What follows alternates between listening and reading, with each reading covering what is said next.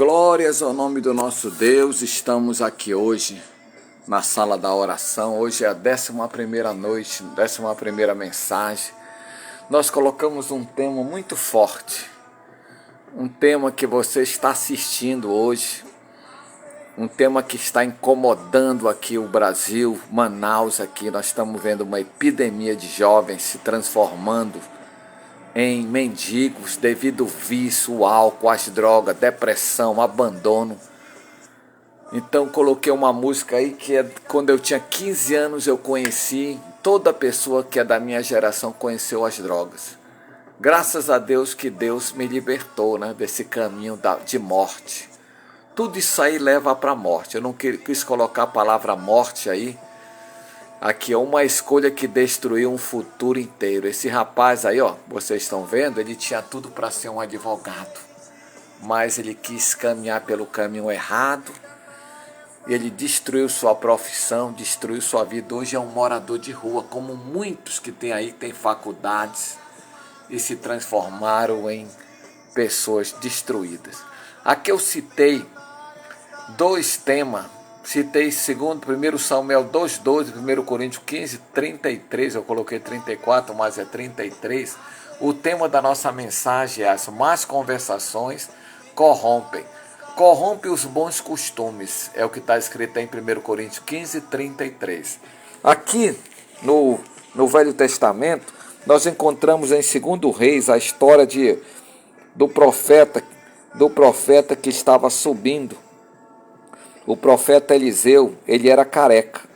Então subiu dali a Betel, e subindo ele pelo caminho, uns rapazes pequenos, jovens, como muitos de hoje fazem, uns rapazes pequenos saíram da cidade e zombavam dele e diziam: sobe calvo, sobe calvo. Aqui é uma tradução para você pensar que palavrões ele estava chamando. E virando-se o profeta Eliseu para trás, os viu e os amaldiçoou no nome do Senhor. Então 2 ursas saíram do bosque e despedaçaram 42 daqueles pequenos jovens, E foi-se dali para o Monte Carmelo, e dali voltou para Samaria. Aqui o que nós observamos, eu já vi muita gente dizendo assim: mas o profeta Eliseu, ele era muito perverso. Ele foi mal por ter amaldiçoado esses garotos. Infelizmente, isso aqui é para você ver que é uma banalidade, Eu vou usar essa palavra, a banalização da condução errada do ser humano. O ser humano se mete em confusão de morte, em caminho de morte. A Bíblia diz aqui em Provérbios 28 que há caminho que parece direito, mas no final são caminhos de morte. Você vai se meter com gente que não presta? Muita gente. Eu tive uma experiência quando eu tinha 15 anos. Eu estava num caminho de morte, andava só com gente que não prestava. E, na loucura de um adolescente, eu fui bater num policial. Eu e mais 2. Eu não estava nem no meu, fui lá apenas porque ele me convidou. Olha, tem um cara que me agrediu, eu queria que você me ajudasse. Eu não fui. E chegando lá, aquele homem deu 5 tiros. E eu não peguei nenhum tiro. Mas eu tive que fugir pelo matagal. 10 horas da noite, entrei no matagal para me salvar. Nós 3 desaparecemos. No outro dia que nós nos encontramos, eu consegui chegar em casa, e quando eu estava lá tomando banho, aquele pavor, veio aquela voz que diz assim: ei, era para te ter morrido hoje, viu? Eu poderia ter morrido de graça, por causa de uma bobagem, por causa de uma zombaria, como esse garoto aqui, 42 rapazes morreram, 42 jovens. A Bíblia fala aqui no livro de 1 Samuel 2,12 que os filhos de Samuel não eram pessoas que eram boas, não eram pessoas que tinham uma cabeça boa. O filho do sacerdote Eli, que é citado aqui no livro de 1 Samuel, vou ler aqui com vocês, para vocês dizer que não é história, que eu estou contando história que não existe. Aqui no livro de 2 Samuel, nós encontramos 1 Samuel, no capítulo 2. Eu vou ler só alguns versículos aqui do texto. Olha lá. Aqui mostra, olha aqui, mostra os crimes dos filhos de Eli. Ó. Eram, porém, os filhos de Eli, filho de Belial, e não conheciam o Senhor. Isso acontece muito no nosso dia. Apesar da pessoa frequentar a igreja, o pai e a mãe ser da igreja, mas os filhos não querem nem saber de Deus. Eles frequentam a igreja, mas eles não conhecem quem é o Deus da igreja. Era o caso dos filhos de Eli. Ó. Os dois filhos de Eli, eles eram pessoas que faziam coisas erradas, né? Aqui a Bíblia diz, olha, até que o profeta Eli até chamava a atenção dele. Aqui diz, era porém muito grande o pecado deste jovem perante o Senhor, porquanto os homens desprezavam a oferta do Senhor. Então aqui Eli sabia o que estava acontecendo. Ele ouvia tudo quanto as pessoas falavam. Era, porém, Eli já muito velho e ouvia tudo quanto seus filhos faziam a todo Israel, de como se deitavam com mulheres, que em bando se juntavam à porta. Quer dizer, ele só vivia uma vida errada, em prostituição. Para ser sacerdote, tem que ser uma pessoa certa. Muitas pessoas estão na igreja fazendo todo tipo de coisa errada. E disse, por que fazeis tais coisas? Porque ouço de todo este povo os vossos malefícios. Não, filho meu, porque não é boa fama esta que ouço. Fazeis transgredir o povo de Deus, pecando homem contra homem. Olha aí, ó, as loucuras que ele estava. Pecando, porém, um homem contra o Senhor, quem rogará por ele? Mas não ouviram a voz de seu pai, porque o Senhor os queria matar. Deus já estava, muitos filhos hoje em dia estão nessa situação. Eles não querem ouvir mais o pai e a mãe, estão caminhando pelo caminho de morte, como vocês estão vendo todos os dias, muitos casos que você vê todo dia de norte a sul. Pessoas que eram para estar numa boa, mas não quiseram ouvir o conselho do pai, da mãe, nem de Deus. Muitos já foram da igreja. Eu já visitei presídio, lá tem um monte de pessoas que já foram da igreja. Eu acredito que 50% dos que estão no presídio já frequentaram a igreja. Lá tem um Davi, tem um Samuel, tem um Abraão, tem um Mateus, tem um Pedro, tem um Paulo. Um monte de filhos até de pastores que não quiseram ouvir o caminho da verdade. Muitos estão querendo fazer sua própria vida.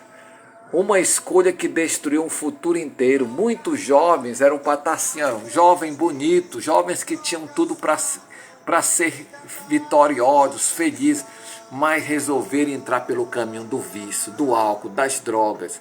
Entraram em depressão quando isso acontece muito. Você vê muitos cantores aí, eu estava assistindo a história de um cantor que ele perdeu tudo, o irmão dele era da dupla, se separaram e eles passaram problemas de grande depressão. O ser humano, quando ele não tem amigos verdadeiros, ele entra em depressão, entra no vício, entra no álcool. E muitos se suicidam. A pessoa se sente abandonada por todos. É esse estágio aqui, ó. Muitas pessoas estão chegando a viver no meio do lixo, do lixaral.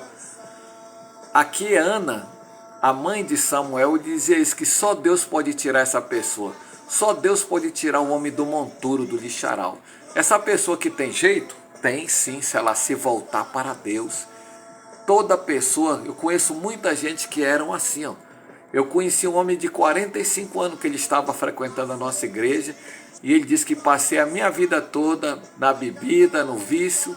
E ele disse, missionário, eu nunca levei a sério, nunca tive nenhum amor, nenhuma mulher consegui amar. E eu disse para ele, olha, Jesus te ama e Jesus pode ajudar você. Você quer ser ajudado? Eu orei com ele. E ele disse, eu quero casar, quero ter uma mulher. E ele veio para a igreja, Deus mudou a vida dele. Isso não foi só um caso que aconteceu, não, foi muitos casos. Estou contando só para você ver que Deus faz a diferença. Mas a pessoa tem que ouvir a voz de Deus. E eu orei naquele homem, eu tinha 17 anos, eu estava começando meu ministério de evangelismo. E eu orei nele, e em menos de um ano aquele homem conheceu uma mulher. Minha igreja tinha 1.500 membros aproximadamente, 1.500 pessoas. E ali naquela igreja ele conheceu uma mulher que casou, teve filho, e eles sumiram no caminho da vida aí. Mas pelo menos o que eu estou querendo mostrar para você, meu amigo, é que Deus pode mudar. Deus pode mudar a tua situação. É você que vai escolher, você que está recebendo essa mensagem. Muitos dizem, você prega muito radical, mas é a verdade. Você quer ser uma pessoa bem-sucedida, feliz na vida, ter sua casa, seus negócios, seus filhos, ou você não quer ter nada, quer morar ali, quer ser um mendigo? Meu pai dizia isso para mim quando eu era novo. Você quer ser um doutor ou você quer ser um coletor de lixo? O coletor é até uma pessoa abençoada, são trabalhadoras, mas a pior coisa é a pessoa viver como você está vendo na Venezuela, as pessoas comendo lixo. No Brasil você está vendo, aqui eu estou vendo as pessoas furando saco de lixo, vivendo numa miséria. Por quê? Quem é o culpado? É o governo? É a polícia? Não, é a própria pessoa. Quem faz o seu caminho é você que vai decidir para onde você vai. Vamos orar nesse momento da nossa prece aqui. Deus Todo-Poderoso, o Senhor está vendo essa situação. Aqui no livro da oração, meu Pai, está o nome de muitas pessoas que mandaram o seu pedido de oração para esse lugar. Nós estamos orando aqui por pessoas que estão desenganadas, que estão no fundo do poço, que estão vivendo no lamaçal, pessoas que estão vivendo nas drogas, pessoas que estão viciadas, pessoas que perderam tudo, casa, família, e hoje viraram mendigo. Esse homem está citando o nome dos seus parentes. Eu recebo muitos pedidos de oração por pessoas que perderam tudo, que estão vivendo na penúria, que estão vivendo nas ruas. São muitas pessoas que estão vivendo dessa maneira. Essa é a realidade. Hoje eu vi, Senhor, aquele homem dentro do ônibus com uma criança de 1 ano sujo, e ele empestou o fedor dentro daquele ônibus, e muitas pessoas queriam agredi-lo. Muitas pessoas estão vivendo dessa maneira. Muitas pessoas estão vivendo no lixaral. Por isso, vem, Senhor, mudar a sorte desse homem e desta mulher que está orando comigo nessa noite.